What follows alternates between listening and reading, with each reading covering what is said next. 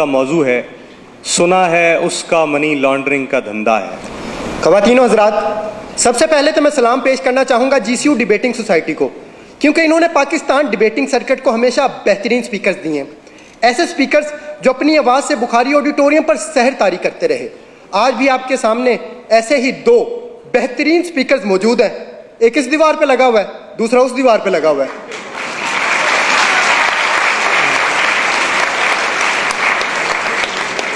सदर आला वकार, पाकिस्तान में तो हर सियासतदान का मनी लॉन्ड्रिंग का धंधा है, इसलिए मेरी ख्वाहिश थी कि मैं सियासतदान बनूं ताकि इस मनी लॉन्ड्रिंग को ख़त्म कर सकूं। इसलिए मैंने सियासत के मैदान में कदम रखा, फिसल गया। मैंने फिर सियासत के मैदान में कदम रखा, फिसल गया। फिर मुझे एक बाबा जी ने कहा कि सियासत के मैदान में सिर्फ वो नहीं फिसलता जिसने बूट पहने हुए हो।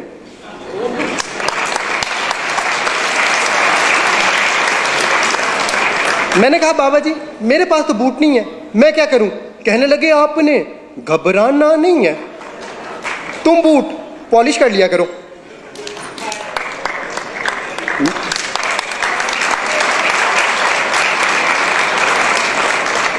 मैंने कहा बाबा जी उससे क्या होगा? कहने लगे बेटा उससे मुल्क में तब्दीली आ जाएगी।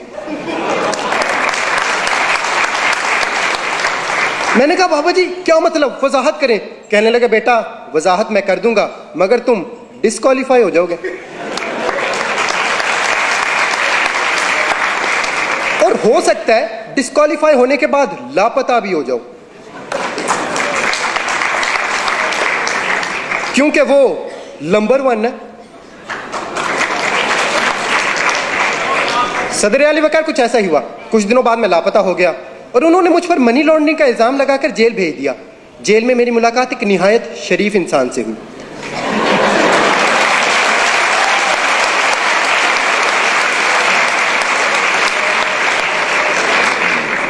वो बहुत दरवेश इंसान थे।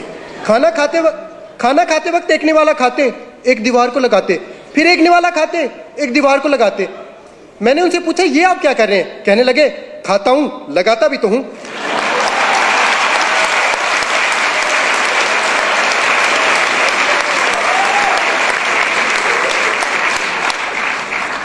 मैंने कहा बाबूजी सुना है आपका मनी लॉन्ड्रिंग का धंधा है, क्या आप इसी वजह से जेल में आए? कहने लगे नहीं बेटा, ये कहानी है 1990 की, जब मैं छुट्टियां गुजारने खलाई जहाज में बैठकर खला में चला गया।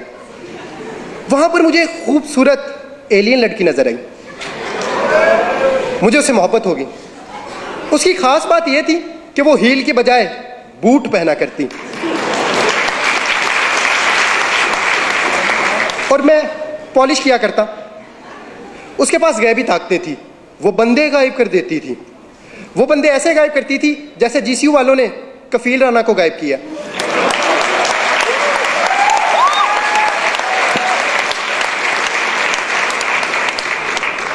फिर मेरी सालगिरह आई और सालगिरह पे उसने मुझे कुर्सी दी। 2.5 साल तक मैं कुर्सी के साथ खेलता रहा, फिर उसने कुर्सी वापस ले ली। प्यार मोहब्बत का ये सिलसिला ऐसे ही चलता रहा कि 1999 आ गया।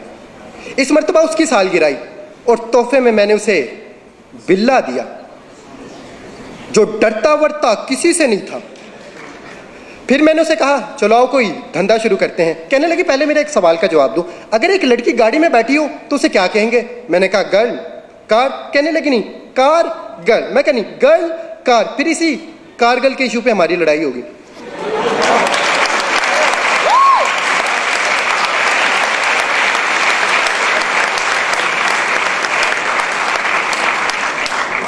लड़ाई इतनी शदीद हुई कि उसने मुझे घर से बाहर निकाल दिया। उस दिन मैंने ये पहली मर्तबा सोचा था कि मुझे क्यों निकाला।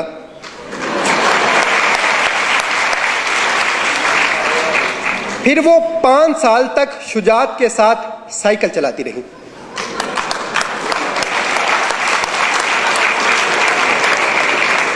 और रहमान का फजल तो उसके साथ था ही। और दूसरी तरफ मुझे एक अरबी शेख मिल गया जो मुझे अपने साथ अल्लाह की सरजमीन पर ले गया। फिर वहां जाके मुझे इस बात का अंदाजा हुआ कि शेखों की 2 इकसाम है और इनमें से सबसे अच्छी है मिल्क शेक। फिर वहां पर मैंने खजूर की रेडी लगाई जिस पर सुबह में शाम को मेरा बेटा बैठा करता और खजूर के कारोबार में हमें दिन दुगनी और रात चुगनी चुगनी चुगनी तरक्की हुई। फिर मैंने मनी लॉन्ड्रिंग का धंधा भी शुरू कर दिया। खजूर का कारोबार इतना बढ़ा कि खजूर को जखीरा करने के लिए हमें लंदन में फ्लैट खरीदना पड़े। कतर का शहजादा तो खत लिखकर खजूर मंगाया करता।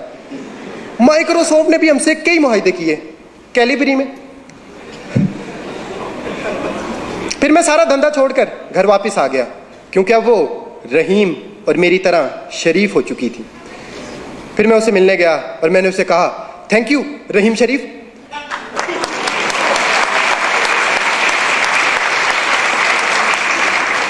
फिर एक दिन हम दोनों वोट डालने पोलिंग स्टेशन गए। वो अपना वोट डाल रही थी कि वोट जमीन पर गिर गया। ये देखकर मुझे बहुत बुरा लगा और मैंने उसे कहा, वोट को इज्जत दो।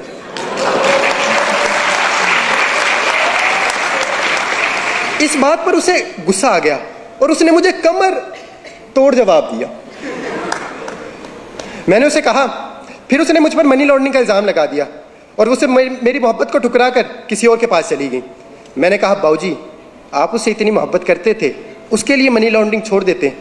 कहने लगे, कैसे मनी लॉन्ड्रिंग छोड़ देता, फिर मेरे बच्चों का क्या बनता, क्योंकि उनकी लंदन में तो क्या पाकिस्तान में भी कोई जायदाद नहीं है।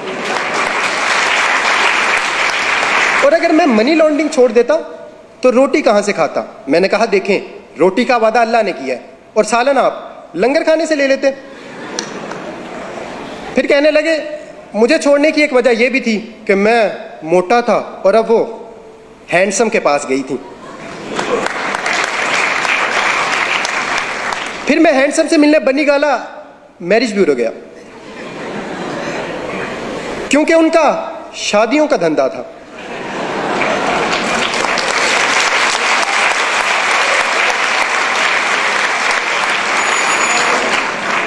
मैंने उनसे पूछा कि एलियन लड़की को आपसे मोहब्बत कैसे हुई। कहने लगे, ये मई के महीने की बात है, जब मैं तकरीर करते हुए स्टेज से गिरा। जब एलियन लड़की को यह मालूम हुआ कि मैं गिरा हुआ हूं, तो फिर उसने मुझे कुर्सी दी, टायरों वाली, जो रिमोट से चलती थी। मगर पता नहीं क्यों रिमोट नहीं दिया।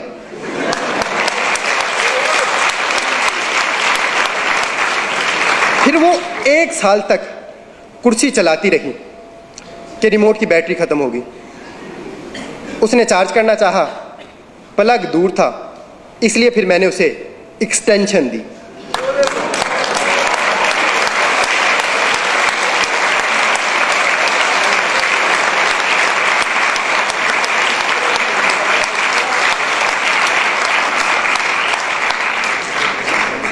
तीन प्लगों वाली।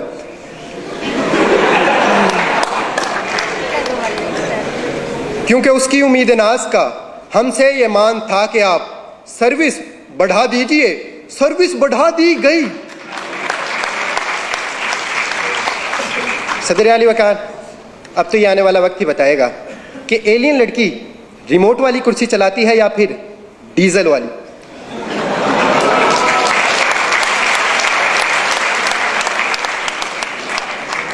मगर मैं इस तमाम कहानी के बाद अब सियासतदान नहीं बनना चाहता, क्योंकि हमारे हुक्मरानी सियासतदानों की नहीं बल्कि एलियन लड़की की है। वो जब चाहे जिस पे चाहे मनी लॉन्ड्रिंग का इल्ज़ाम लगाकर उसे कहानी से बाहर कर दे।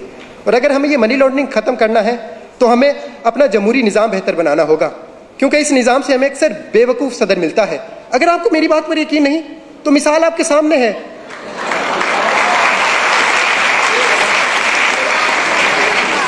अमरीकी सदर की। शुक्रिया।